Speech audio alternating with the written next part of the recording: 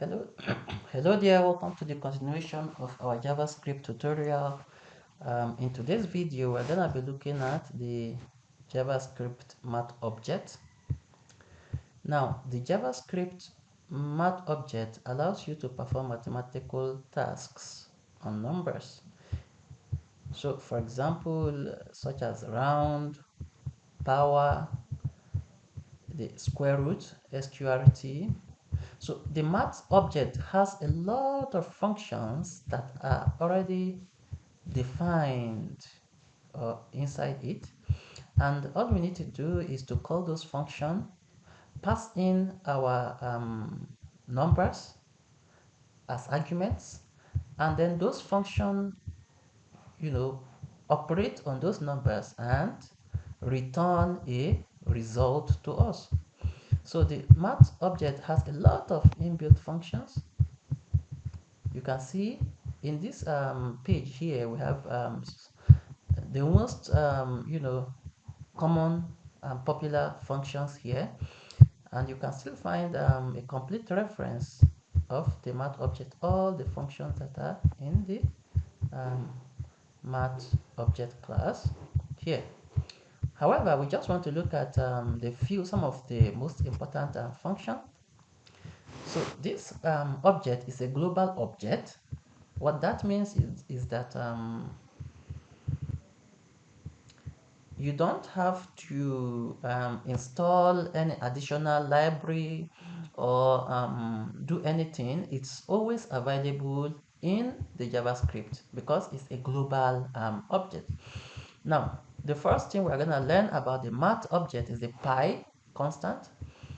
So we all know the pi constant in mathematics, and the pi constant can be gotten using math.pi, pi in capital letter. Then the next is the round.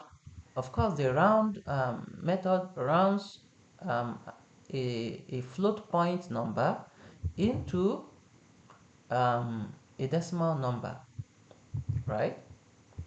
So, for example, you say math.round 4.4. So once the decimal part is less than 5, then it rounds down, right?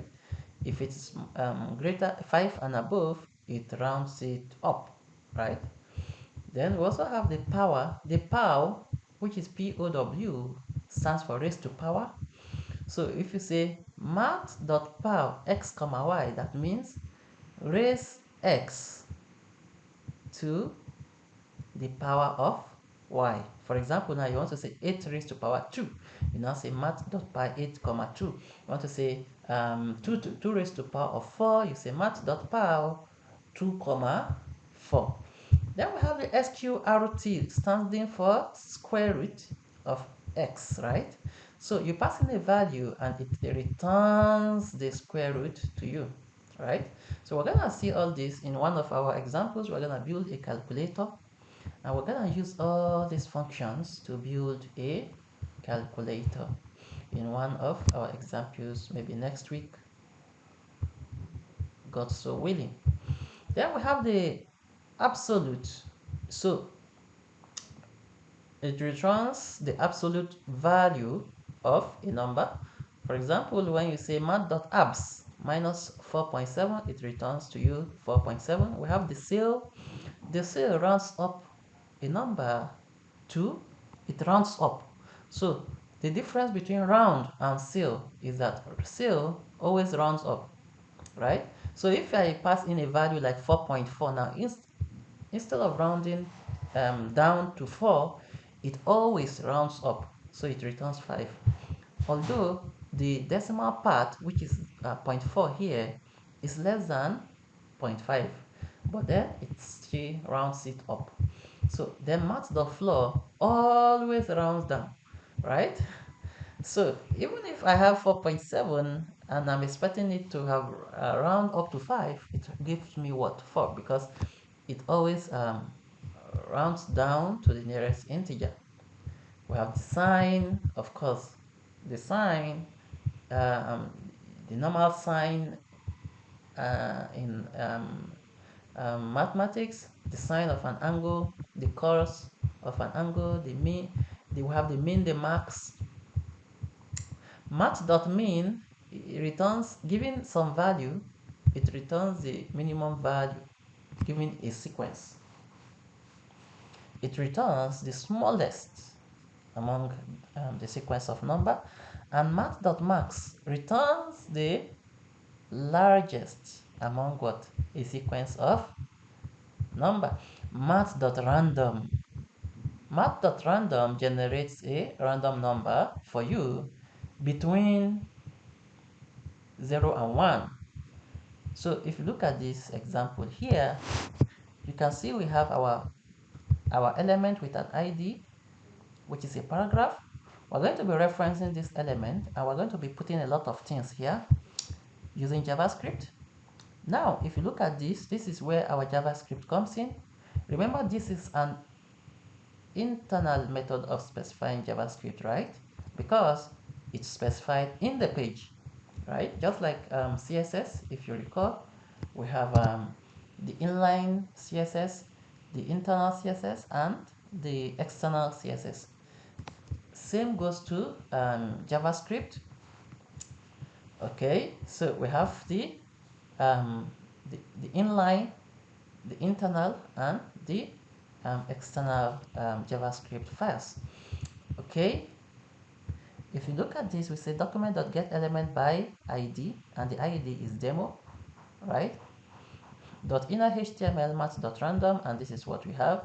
So it returns a randomly generated number between 0 and 1. So if I constantly run this, it constantly gives me what? A different value. You can see that it's perfectly random. Okay, so this is very useful, very useful in several kinds of applications that you want to build in JavaScript. You want to deal with random numbers, you want to deal with even random games, you need random numbers, and the rest. Okay, so the math properties, the constants. So in the math object, we have, these are the following constants that we have in math object. So math.e returns the Euler number, math.pi returns the pi, math.sqr2 returns the sqr of 2, math.sqr1 underscore 2 returns the square root of 1 over 2, math.len2 returns the logarithm of 2, math.len10 returns the logarithm of 10, math.log2 returns log base 2 logarithm of e, math.log10e returns base 10 logarithm of e. Let's look at those values. So you can see these are constant, they don't change. Okay, so if you run them as many times as possible, it does not change because they are constant, right? Okay,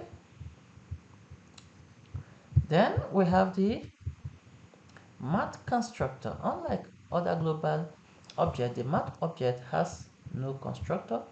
Methods and properties are static. Good. So this brings us to the end of our video. So in summary, we looked at the math object.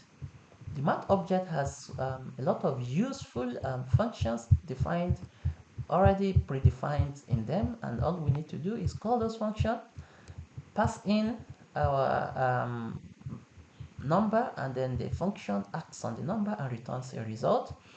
So the functions that are defined in the math object are so many. The most popular functions being the mean, the max, the random, the sine, the power. There are so many functions. The round, the cell and floor, and so many of them for doing different functions.